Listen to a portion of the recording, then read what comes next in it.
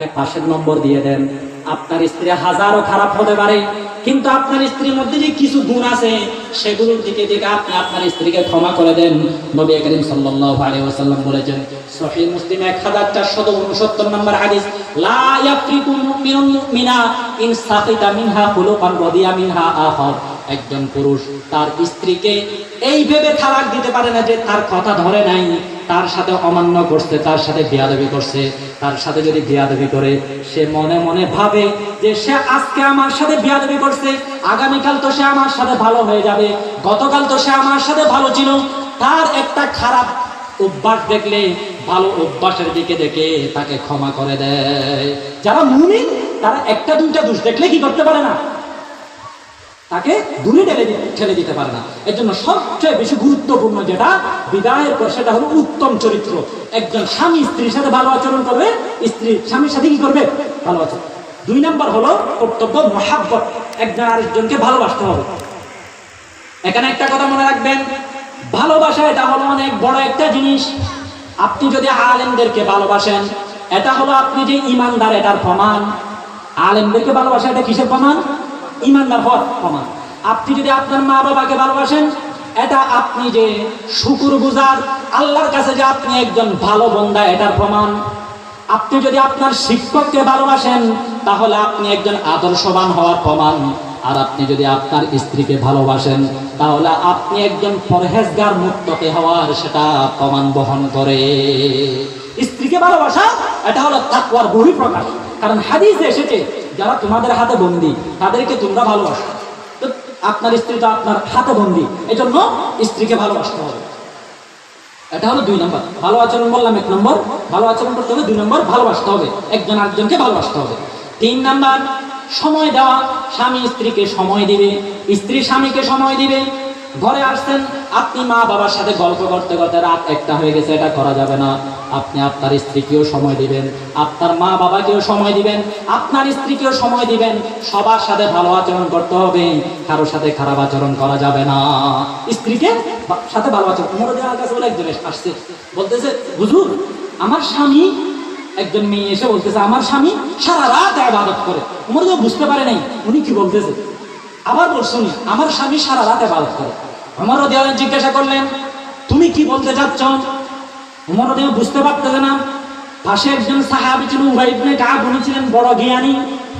উনি বললেন, হে সাইয়েদনা উমর, যদি অনুমতি থাকে আমি আপনাকে বলতে পারি এই মেয়েটা কি বলতেছে। তখন উমর রাদিয়াল্লাহু বললেন, ঠিক আছে বলো তুমি। উবাই ইবনে কাব রাদিয়াল্লাহু তাআলা বললেন, এই মহিলাটা ভদ্র ভাষায় তার স্বামীর বদনামি করতেছে, কারণ তার স্বামী যে সারা রাত ইবাদত করে তার জন্য সময় দেয় না, এটা আপনার কাছে এসে নালিশ করতেছে। বললেন, মহিলাকে জিজ্ঞাসা করেন, ঠিক আছে নি, তুমি যে সারা রাত ইবাদত করে বলতেছো তোমার স্বামী, এটা ঠিক উদ্দেশ্য তোমার স্বামীর বদনামি করা নাকি? সে বলল, হ্যাঁ উনি বুঝছে। তখন উমর ওনাকে বললেন, ঠিক আছে তুমি যখন বুঝছো, এখন তুমি তাকে একটা সিদ্ধান্ত দিয়ে দাও। তার স্বামীকে ডাকাইছে। উবাই ইবনে কাব বললেন, তুমি প্রতি 4 দিনের মধ্যে 1 দিন সম্পূর্ণ তুমি তোমার স্ত্রীকে দিবে। উমর রাদিয়াল্লাহু তাকে জিজ্ঞাসা করলেন, তুমি এই মাসালা খুব থেকে পাইছো? প্রতি 4 দিন পর পর যে স্ত্রীকে একটা দিন সময় দিতে হবে, এটা তুমি কেমনে বুঝছো? তখন সেই সাহাবী বলল, হে খলিফাতুল মুসলিমিন উমর, আমি এটা কোরআন থেকে বুঝেছি। কারণ কোরআনে 4টা বিবাহ করার অনুমতি দিয়েছে। যদি কেউ 4টি বিবাহ করে, প্রতিজন স্ত্রীর কাছে প্রতি 4 দিনের মধ্যে 1 দিন করে আসবে। এজন্য আমি বলেছি প্রতি 3 দিন পর 4র্থ দিন তুমি তোমার স্ত্রীকে অবশ্যই সময় দিবে, সারা রাত তার সাথে সময় কাটাবে, দিনের বেলায় তার সাথে গল্প করবে। উমর রাদিয়াল্লাহু এর প্রত্যেকে এটা আইন করে দিয়েছে, প্রতি 4 দিনের মধ্যে 1 দিন স্ত্রীকে সময় দিতে হবে। তবে হ্যাঁ, স্ত্রী না চাইলে তখন না, মানে স্ত্রী দাবি করলে তখন স্ত্রীকে প্রতি 4 দিনের মধ্যে 1 দিন স্ত্রীকে কি দিতে হবে, সময় দিতে হবে। আপনি আপনার স্ত্রীকে সময় দিবেন না, 1 মাস পরে আসবেন, 2 মাস পরে আসবেন, এরপর সংসারের শান্তির আশা করবেন, এটা হবে নি। সময় দিতে হবে। এটা হলো 3 নম্বর বললাম, ভালো আচরণ, মহাব্বত করতে হবে, সময় দিতে হবে। 4 নম্বর, প্রশংসা করতে হবে, স্ত্রীর প্রশংসা করতে হবে। যারা বিজ্ঞানী তারা বলতেছেন শুধু মানুষ নয়, আমাদের ছাত্ররা একটা হেসে একটা কথা বলে আর কি, আর দুনিয়া ইয়ামশি আগাল ফাম, যে দুনিয়া ফার্ম ভর্তির উপর চলে। দুনিয়া কি ফার্ম ভর্তির উপর, ফার্ম দিতে হয়, একটু উৎসাহিত করতে হয়। বিজ্ঞানীরা বলতেছেন শুধু মানুষ নয়, একটা পশু পাখি পর্যন্ত ফার্ম দেওয়ার কারণে, উদ্বুদ্ধ করার কারণে একটা পশু পাখি পর্যন্ত ছাঙ্গা হয়ে কাজ করবে, আপনার সাথে ভালো আচরণ করবে। দুইজন ব্যক্তি তুতা পাখি ক্রয় করছে, একজন এক সপ্তাহের মধ্যে তাকে কথা শিখাই ফেলছে, আসসালামু আলাইকুম, কেমন আছেন, তুতা পাখি কথা শিখেছে আর কি। আরেকজন 1 বছর চেষ্টা করতেছে, তাকে আসসালামু আলাইকুম শিখানোর জন্য পারে না। তো বন্ধু ওর কাছে আসছে, তুই আর আমি একসাথে তুতা পাখি ক্রয় করছি, তুই তোর তুতা পাখিকে আসসালামু আলাইকুম কেমন আছেন এত বড় লম্বা একটা কথা শিখাইনি, আমি 1 বছর চেষ্টা করতেছি, আমার তুতা পাখিকে শিখাইতে পারতেছি না কেন? তখন সে বলল, তুই নিয়ম জানোস না যে আমি আমার তুতা পাখিকে 1 সপ্তাহে কথা এমনি শিখাইছি যে যখন সে আস্তা যখন বলতে চায় তখন তাকে আমি অঙ্গভঙ্গে হাত তার নাড়ে তাকে একটু আমি উৎসাহ দিই, একটু দানা পানি দিই। এই উৎসাহ দেওয়ার কারণে সে শিখে ফেলছে। তখন ও বললো, হ্যাঁ ঠিক আছে, তো আমি তোকে খাবার টাবার না দিয়ে এরপর কথা শিখাইতে চাইতাম, এই জন্য ও কথা শিখতে পারেনি। দেখেন, একটা তুতা পাখি পর্যন্ত আপনি তাকে যদি উৎসাহিত করেন তাহলে এই তুতা পাখি আপনাকে ভালো কিছু দিবেন। যারা চাষ করে তারা গরুকে এরকম বলে না, কি বলে, কিগুলো বলে না, মানে এগুলো উৎসাহ দেওয়ার জন্য বলে। গরু ছাগল পর্যন্ত আপনি যদি উৎসাহিত দেন তার থেকে আপনি ভালো কিছু আশা করতে পারবেন।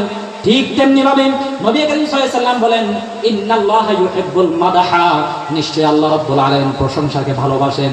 আপনি আরেকজনের প্রশংসা করেন, আপনি আপনার স্ত্রীর প্রশংসা করেন, এটা হলো আপনার কর্তব্য। আপনি যদি প্রশংসা করেন তাহলে সংসারের কাজ এমনিতেই ঠিক হয়ে যাবে।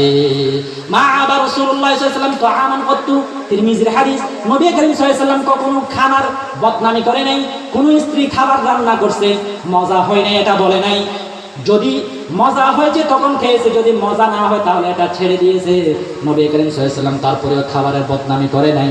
কোন একজন স্ত্রীকে নবীজি সাল্লাল্লাহু আলাইহি ওয়াসাল্লাম সারা জীবনে কোনোদিন মারধর করে নাই। কোন একজন স্ত্রীকে নবী করিম সাল্লাল্লাহু আলাইহি ওয়াসাল্লাম খেদ বেড়া দেন নাই, বকাঝকা করেন নাই। তাহলে উৎসাহ দিতে হবে সাংসারিক শান্তি আসার জন্য।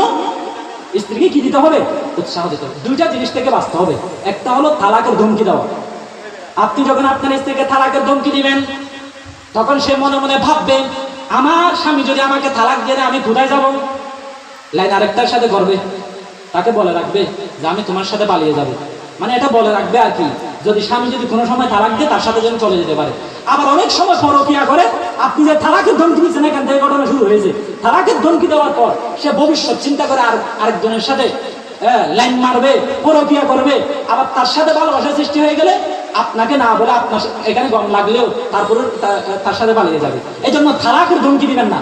বাকি যেগুলো করবেন করেন, কিন্তু তাকে তালাকের ধমকি দিবেন না। আপনার স্ত্রী পরিবার যারা আছে তাদেরকে সম্মান করবেন। এখন আমরা তো বলি, তুমি ভালো হলে কি হবে, তোমার বাবা তো